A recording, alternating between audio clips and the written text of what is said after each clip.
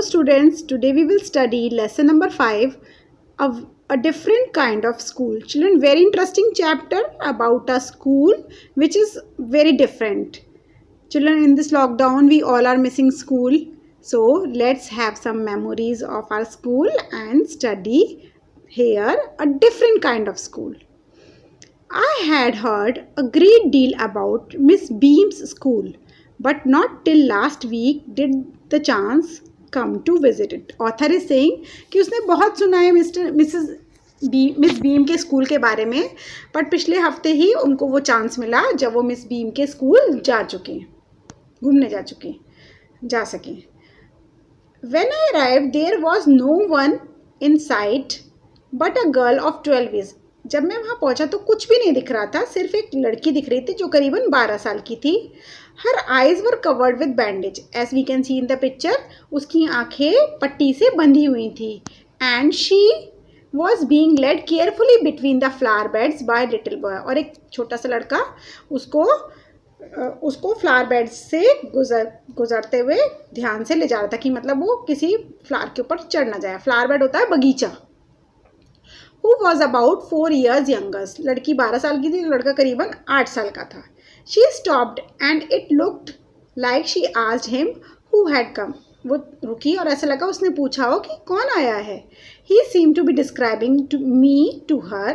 Then they passed on. ऐसा लगा जैसे उस लड़के ने मेरे बारे में उस लड़की को समझाया हो कि मेरी अपीयरेंस कैसी है, और वो आगे चल दिए. Miss Beam was all that I had expected. Middle age, full of authority, yet kindly and understanding. अब वो मिस बीम से मिला.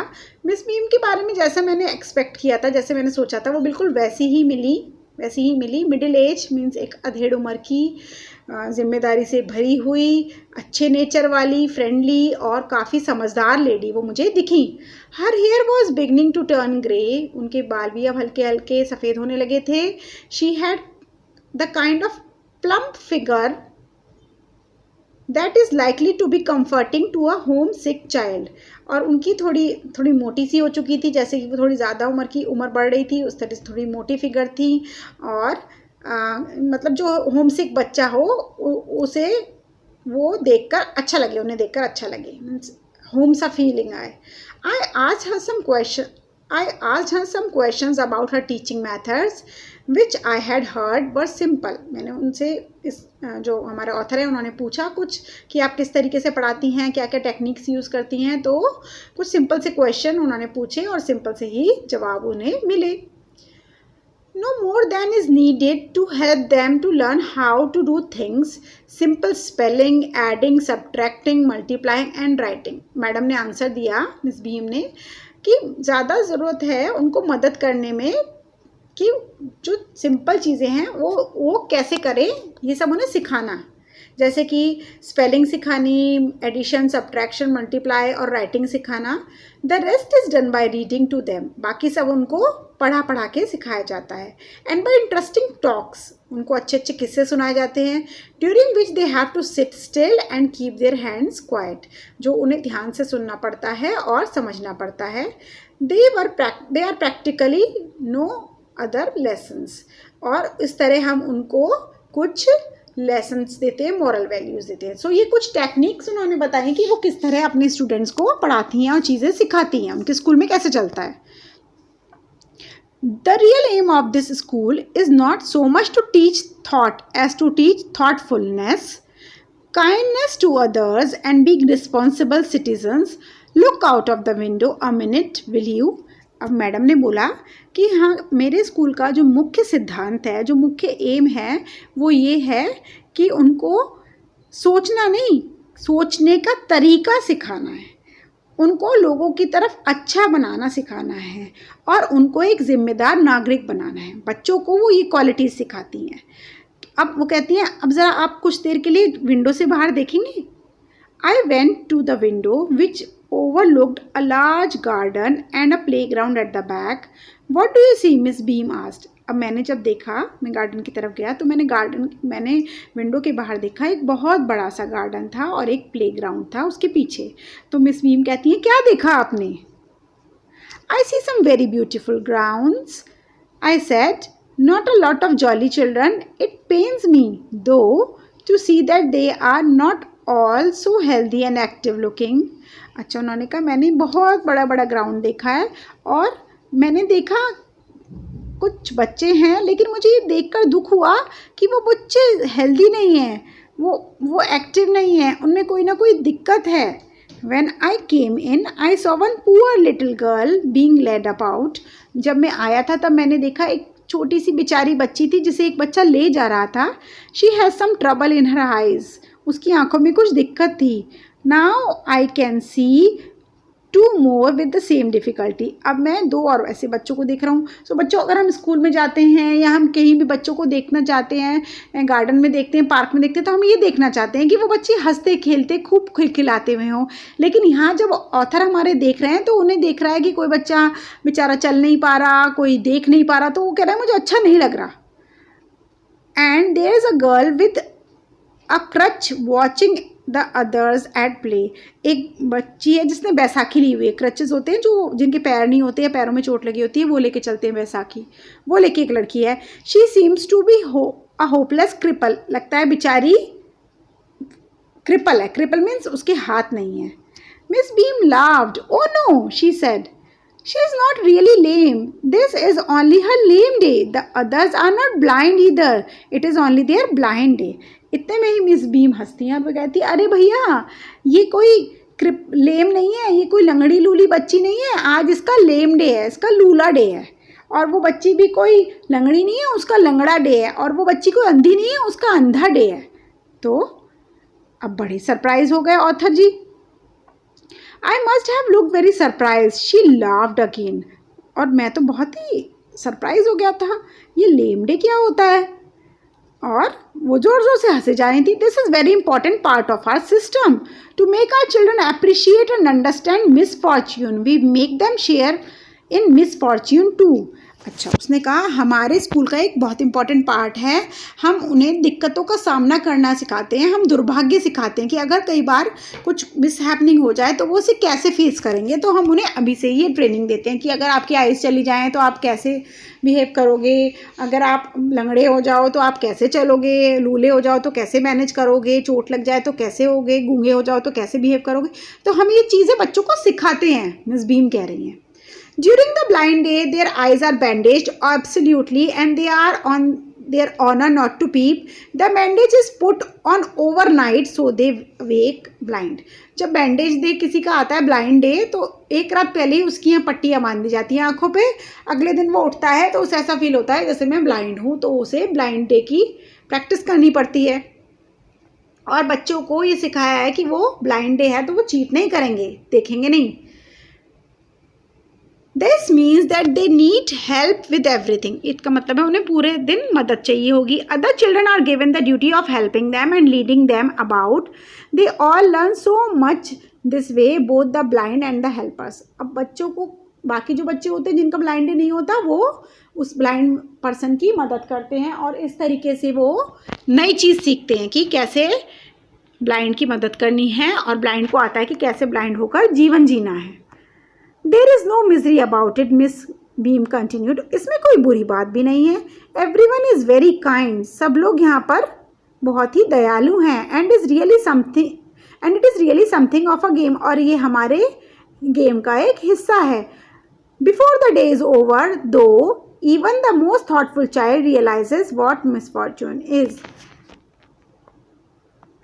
दिन खत्म होने से पहले ही बच्चे को एहसास हो जाता है कि मिसफॉर्च्यून क्या होता है और really कैसे झेला जाता है. Tell me that the dumb day is the most difficult.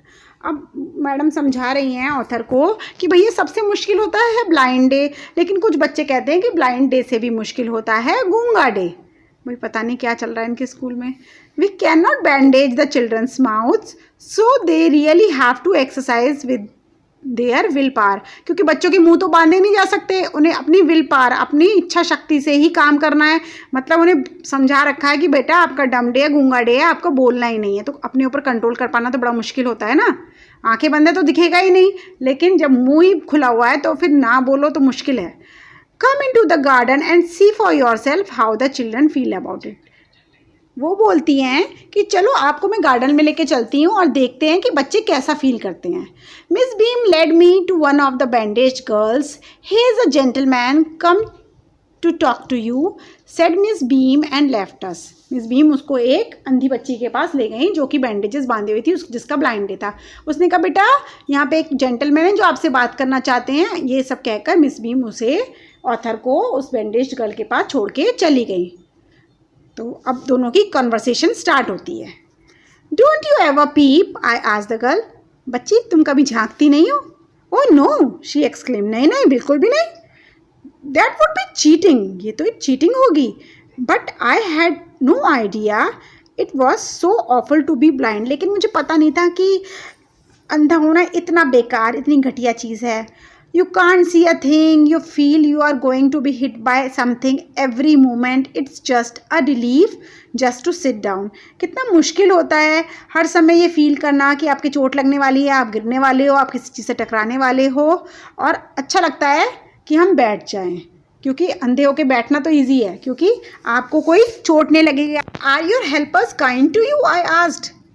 Author कहता है मैंने पूछा जो तुम्हें मदद कर रहे हैं वो तुम काइंड हैं, अच्छे से मदद कर रहे हैं? फेयरली, बिल्कुल. But they are not as careful as I shall be when it is my turn. हाँ अच्छे से कर रहे हैं, लेकिन जब मैं हेल्पर बनूंगी ना तो मैं ज़्यादा अच्छी हेल्प करूंगी. ऐसे लगता है ना चिल्ड्रन, हम अच्छी हेल्प कर सकते हैं, हम अच्छा मदद कर सकते हैं. Those that have been blind already are the best helpers. जो एक बार ब्लाइंड रह चुके हैं वो बेस्ट हेल्पर्स बनते हैं क्योंकि उन्हें पता चल जाता है कि ब्लाइंड होना कितना मुश्किल है. It's perfectly ghastly not to see, I wish you would try. कितना मुश्किल है बिना देख के जीवन व्यतीत करना. आप ट्राई करना चाहोगे? Shall I lead you anywhere, I asked. मैंने उस बच्ची से कहा बेटा मैं कहीं ले जाऊँ आपको? Oh yes, she said, let's go for a little walk. चलिए कहीं घूमने चलते हैं बच्ची ने कहा. Only you must tell me about things, I shall be so glad when today is over. आप ही मुझे बताना कि मैं कहीं गिर ना जाऊँ. आज का दिन ख़त्म हो जाएगा तो मैं बहुत रिलीफ महसूस करूँगी. The other bad days can't be half as bad as this. और जो बैड डेज होते हैं जो उनको एक्सपीरियंस करने होते हैं वो इतने बैड नहीं होते जितना कि आज का दिन. Means being blind. Having a leg tied up and hopping about on crutch is almost fun. जब हमारा लेम डे आता है ना, जब हम लूले होके क्रचेस पे चलते हैं, बड़ा मज़ा आता है क्योंकि हम जंप करते हैं और बड़ा हंसी आती है. Having an arm tied up is a bit more troublesome. और जब हमारी हाथ एक बंधा हुआ होता है और हमें लूले वाली एक्टिंग करनी होती है तब भी बड़ा मज़ा आता है. लेकिन एक दिक्कत होती है, you can't eat without help and things like that. कुछ काम करने में दिक्कत आती है जैसे खा नहीं सकते और etcetera etcetera. I don't think I will mind being deaf for a day, at least not much. लेकिन जब बहरा होने का दिन आता है ना तो ज़्यादा दिक्कत नहीं होती क्योंकि बिना बहरा हुए भी चल जाता है काम. But being blind is so frightening. लेकिन आँखों का खो जाना सबसे दुखी और हॉरिबल एक्सपीरियंस होता है.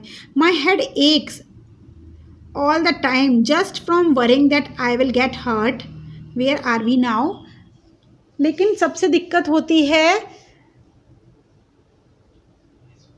अंधे होने में क्योंकि मेरे सर में दर्द हो जाता है ये सोच सोच के कहीं मुझे चोट ना लग जाए, कहीं मैं गिरने तो नहीं वाली, कहीं मेरे चोट तो नहीं होने वाली. अब हम कहाँ पहुँचे uncle? In the playground, I said. उन्होंने कहा बेटा हम प्ले ग्राउंड में हैं. We are walking towards the house. हम एक घर की तरफ जा रहे हैं. Miss Beam is walking up and down the garden with the tall girl. और अंकल ने बताया कि मिस बीम एक लड़की के साथ टहल रही हैं गार्डन में. एक लंबी सी लड़की है. What is the girl wearing? My little friend asked. उस छोटी सी बच्ची ने पूछा अंकल उसने क्या कपड़े पहने हैं? A blue cotton skirt and a pink blouse. एक पिंक टॉप है और ब्लू स्कर्ट पहनी है. I think it's Millie, she said. What color is her hair? मुझे लगता है शायद वो मिली होगी, उस बच्ची ने कहा. अंकल उसकी बालों का क्या रंग है? Very light, I said. बहुत हल्का है, मैंने कहा. Yes that's Millie, she is the head girl. हाँ अंकल वो मिली है, वो हेड गर्ल है हमारी. There is an old man tying up roses, I said. फिर उस आदमी ने कहा एक बूढ़े व्यक्ति बैठा है जो कि रोजेस को बांध रहा है. Yes that's Peter, he is the gardener, he is hundreds of years old. हाँ अंकल वो पीटर है, वो यहाँ का माली है और वो 100 साल से भी ज़्यादा बूढ़ा है. And here comes a girl with curly red hair. She's on crutches. और बेटा एक लड़की आ रही है इधर की तरफ जो कि क्रचेस पे चल रही है, बैसाखी पे चल रही है, उसकी कर्ली कर्ली रेड हेयर है. That's Anita, she said. वो तो अनीता है uncle. And so we walked on. Gradually I discovered that I was 10 times more thoughtful than ever I thought I could be. अब इतना एक्सपीरियंस करने के बाद उसे ऑथर को ये महसूस हुआ कि मैं आज ज़्यादा थॉटफुल, मैं ज़्यादा सोच पा रहा हूँ, विचार कर पा रहा हूँ, चीज़ों को अच्छे से डिस्क्राइब कर पा रहा हूँ जैसे कि मैं आज तक नहीं कर पाया था. I also realized that I had to describe people and things to someone else. It made them more interesting to me. अब लोगों को अच्छे से ऑब्जर्व करके उनके बारे में, उनकी वेशभूषा के बारे में किसी को बता पाना, इट मीन्स मैं उन लोगों को भी बहुत अच्छे से ऑब्जर्व कर रहा हूँ. When I finally had to leave, I told Miss Beam that I was very sorry to go. अब मुझे जाना पड़ रहा था क्योंकि समय हो चुका था, तो मैंने मिस बीम से कहा कि मुझे बहुत दुख हो रहा है आपको छोड़ के जाने में. Means he was enjoying a lot there. She replied, then there is something in my system after all. अच्छा, इसका मतलब है ज़रूर मेरे इस सिस्टम से आपको कुछ नॉलेज मिली. मीन्स उनका वहाँ मन लग गया था. So it means she is doing good with the children. She is teaching them in a different way. And all the lesson that we learn from the story is try to adapt the situation in which you are. हर तरीके से जीवन को सीखना चाहिए जिस भी situation में हम होते हैं. Hope you have liked the video. Subscribe my channel and give me a like. Bye bye.